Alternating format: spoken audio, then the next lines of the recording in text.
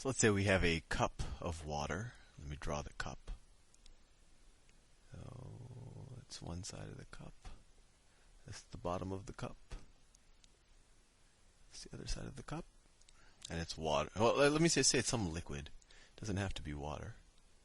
Some arbitrary liquid. It could be water. So that's the surface of it. So we've already learned that the pressure at any point within this liquid is it's dependent on how deep we go into the liquid. And one point I want to make before we move on, and I touched on this a little bit before, is that the pressure at some point, it isn't just acting downwards, or it isn't just acting in one direction. It's acting in all directions on that point. So although how far we go down determines how much pressure there is, the pressure is actually acting in all directions, including up. And the reason why that makes sense is because I'm assuming that this is a static system, or that the fluids in this liquid are stationary, or even we could imagine an object down here, and it's stationary. And the fact that it's stationary tells us that the pressure in every direction must be equal. Especially, let's think about a molecule of water. A molecule of water, let's say it's roughly a sphere. If I have a molecule of water, let me do it in this corner because I'm going to need the space later. If the pressure were different in one direction, or let's say if the pressure down were greater than the pressure up, then the object would start accelerating downwards, right? Because its surface area pointing upwards is the same as the surface area pointing downwards. So the force upwards would be more, and it would start accelerating downwards. So even though the pressure is a function of how far down we go, at that point, the pressure is acting in every direction. So let's remember that, and now let's keep that in mind to learn a little bit about Archimedes' principle. So let's say I submerge a cube into this liquid, and let's say this cube, and let me draw the cube up here, so let's say this cube has dimensions d. So every side is d. D, D, D. It's dimensions d. So what I want to do is I want to figure out if there's any force, or what is the net force acting on this cube due to the water. Well, let's think about what the pressure on this cube is at different points.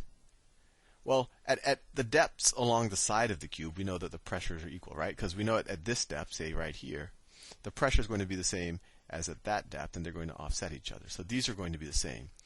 But one thing we do know, just based on the fact that pressure is a function of depth, is that at this point, the pressure is going to be higher, I don't know how much higher, than at this point, right? Because this point is deeper into the water. So let's call this P1. That's the pressure on, let's call that pressure on top, PT. And let's call this point down here, let's call that PD. Pressure on the bottom, PB. Right? And what's going to be the net force on this object, on this cube? Well, it's going to be the net force, let's call it F sub n, is going to be equal to the force acting upwards on this object. And what's the force acting upwards on the object? It's going to be this pressure at the bottom of the object, times the surface area at the bottom of the object. Well, what's the surface area of the bottom of the object? Well, that's just d squared, right? Any surface of a cube is d squared, so the bottom is going to be d squared.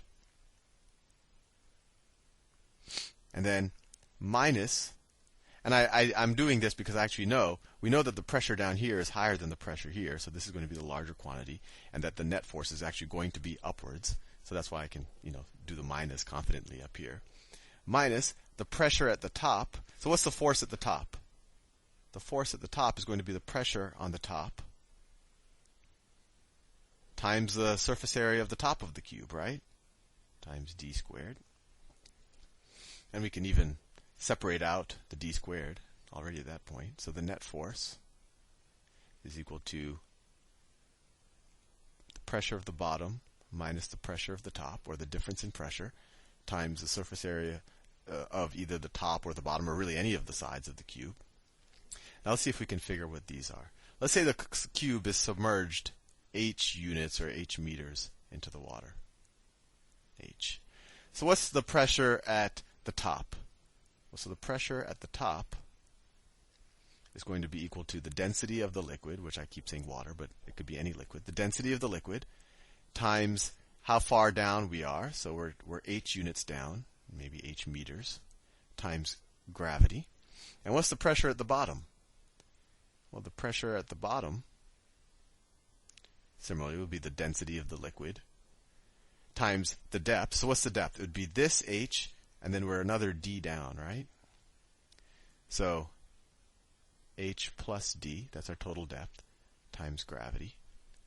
All right, so let's just substitute both of those back into our net force. Let me switch colors to keep from getting monotonous. So I get the net force is equal to the pressure at the bottom, which is this.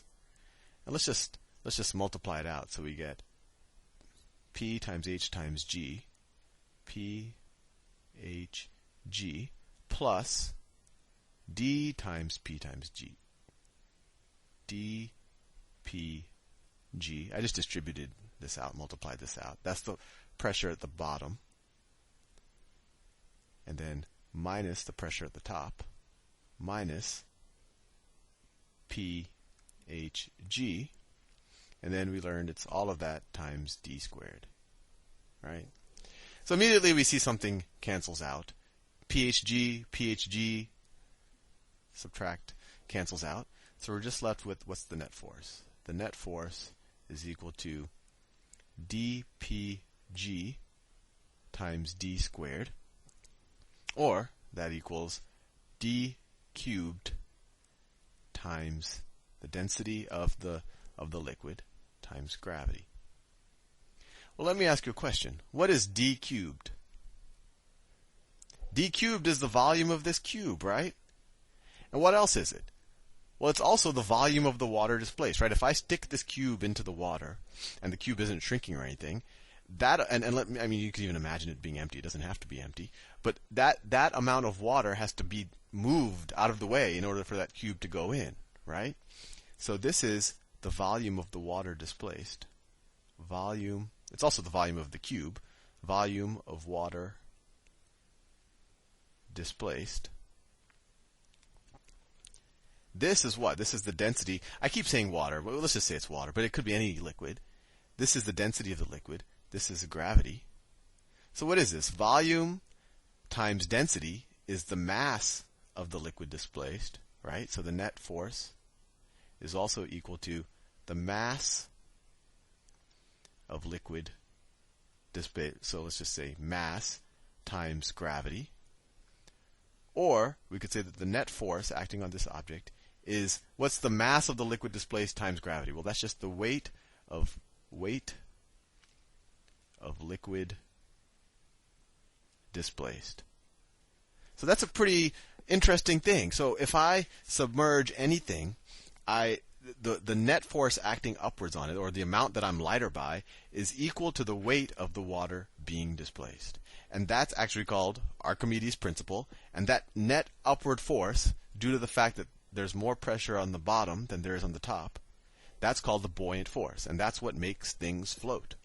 So I'll leave you there with right now, just to ponder that. And we'll use this concept in the next couple of videos to actually solve some problems. I'll see you soon.